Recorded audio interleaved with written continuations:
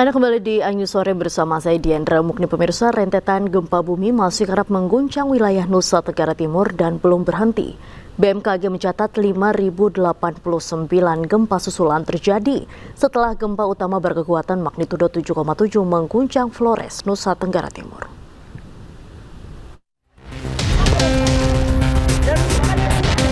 Aktivitas gempa susulan Flores masih dalam pemantauan Badan Meteorologi, Klimatologi, dan Geofisika atau BMKG untuk memastikan perkembangan kondisi kegempaan di wilayah Nusa Tenggara Timur. Gempa terbaru tercatat dengan kekuatan magnitudo 5,1 dengan kedalaman 16 km dan tidak berpotensi tsunami. Total gempa susulan yang terjadi sebanyak 5.089 kali setelah gempa utama magnitudo 7,7 yang terjadi pada 15 Agustus lalu. Diketahui gempa susulan dirasakan di sejumlah wilayah seperti Lambaleda, Sambirampas, Manggarai Timur, serta Reok Manggarai. Masyarakat diminta tetap waspada namun tidak panik menghadapi aktivitas gempa yang masih berlangsung. Warga juga dihimbau menjauhi bangunan yang mengalami kerusakan akibat guncangan gempa. Tim Liputan iNews melaporkan.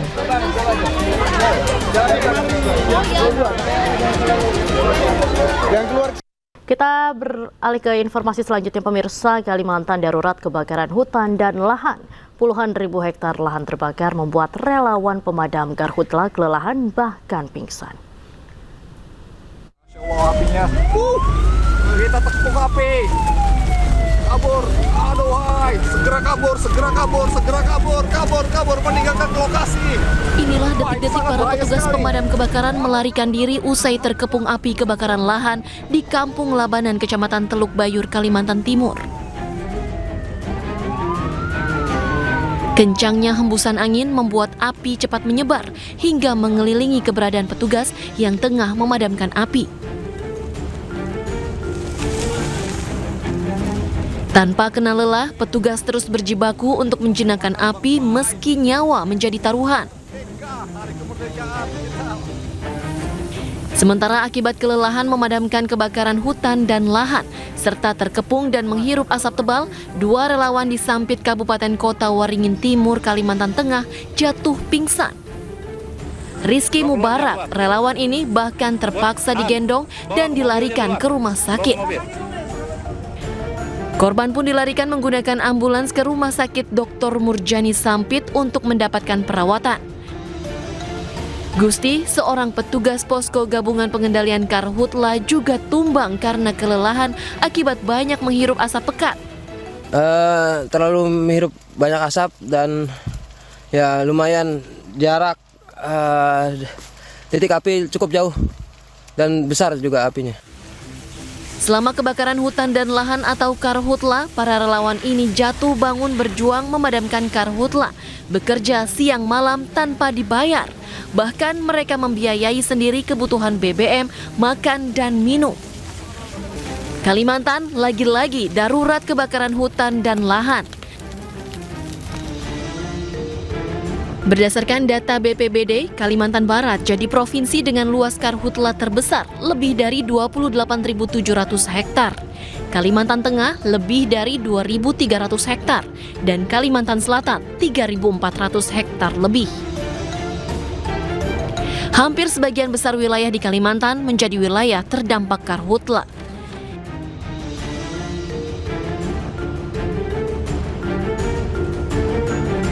Dengan masing-masing provinsi memiliki sedikitnya 3 wilayah paling terdampak. Kebakaran hutan dan lahan di Kalimantan mulai berdampak pada kehidupan warga. Terlebih, kabut asap pekat menyulitkan aktivitas warga dan membuat indeks kualitas udara memburuk.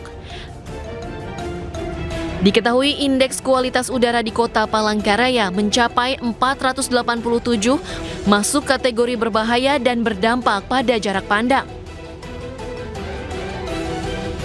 Dari Kalimantan Tengah dan Kalimantan Timur, Tim Liputan iNews melaporkan. Pemirsa, Kapolri Jenderal Listio Sigit Prabowo sudah mengantongi nama-nama yang diduga terlibat dalam kasus kebakaran hutan dan lahan di Kalimantan. Bahkan beberapa orang sudah ditangkap. Kalimantan apakah akan mengusut Polri? Saat ini yang sedang kita lakukan melakukan pemadaman sekaligus juga kita melakukan penyidikan dan investigasi terkait dengan peristiwa ini. Jadi ini beberapa nama sudah kita amankan. Dan untuk mengetahui suasana terkini, kami telah terhubung dengan rekan Joni Nura di Stadion Gelora Samador Maumere dan rekan Juan Guardiola di Posko Bantuan Udara Lanut El Tari Kupang. Selamat sore rekan-rekan, kita ke rekan Joni Nura terlebih dahulu. Bagaimana kondisi para pengungsi, apakah bantuan sudah memadai saat ini? Baik, selamat malam Diandra.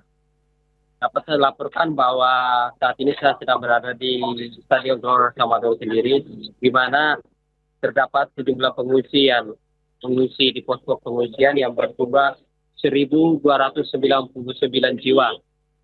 Para pengungsi ini masih tetap bertahan di posko pengungsian karena takut untuk kembali ke rumah mereka karena masih saja terjadi gempa susulan. Tadi masih terjadi gempa 5,4 sehingga para pengungsi ini belum kembali.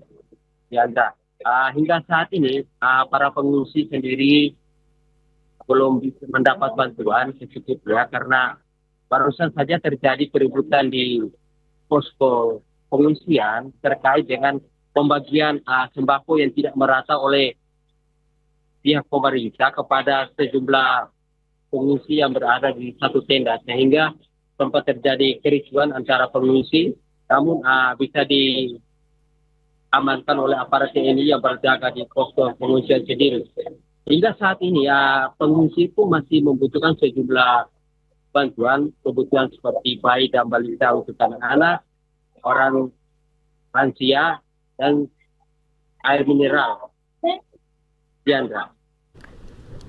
Baik, terima kasih Joni Nura melaporkan langsung dari Stadion Gelora Samador Maumere. Selanjutnya kita menuju ke Juan Guardiola di Posko Bantuan Udara di Bandara El Tari Kupang. Bagaimana distribusi bantuan hingga saat ini, Juan? Ya, selamat malam Diandra, waktu Indonesia Tengah. Saat ini saya berada di Posko Bantuan Udara Lanut El Tari di kawasan Kupang, Nusa Tenggara Timur, yang dimana ini menjadi salah satu posko dari 3 posko yang ada di Lanut El Tari, yang saat ini sedang ada anggota yang sedang mempersiapkan bantuan yang telah dikumpulkan dan diterima di kawasan Posko Bantuan Udara Lanut El Tari ini. Ada sekitar kurang lebih 26 ton yang telah diterima di Posko Bantuan Udara El Tari ini, sementara sebanyak 10.000 kilogram atau 10 ton sudah diberikan ke wilayah-wilayah terdampak gempa yang ada di kawasan Labuan Bajo, Ende, dan juga Maumere. Sebanyak 1.700 kilogram telah dikirimkan ke Labuan Bajo, kemudian 1.090 kilogram dikirim ke Ende, kemudian ada 7.247 kilogram bantuan dikirim ke kawasan Maumere, sehingga sisa yang masih ada di posko bantuan Lanut El Tari ini ada sekitar 15.907 kilogram bantuan atau sekitar hampir 16 ton yang dipersiapkan dan nantinya akan didistribusikan. Dan distribusikan ada berbagai cara, mulai dari menggunakan pesawat kasa, yakni pesawat yang mengangkut barang bawaan bantuan ini logistik untuk menuju ke kawasan-kawasan yang sulit untuk ditempuh secara jalur darat. Oleh karena itu nantinya bantuan ini tentunya dipersiapkan dan juga dikirimkan atau didistribusikan ke wilayah-wilayah seperti Maumere dan juga Ende yang tepatnya masih sulit untuk dijangkau menggunakan jalur darat, sehingga TNI Angkatan Udara juga telah menyiapkan 2 pesawat kasa yang untuk melakukan pendistribusian dan pemetaan wilayah. Sementara demikian, Diandra, kembali ke Anda di studio. Baik, terima kasih Juan melaporkan langsung dari Lanut El Tari Kupang, dan sebelumnya ada Joni Nura dari Maumere NTT. Selamat sore rekan-rekan, selamat kembali bertugas.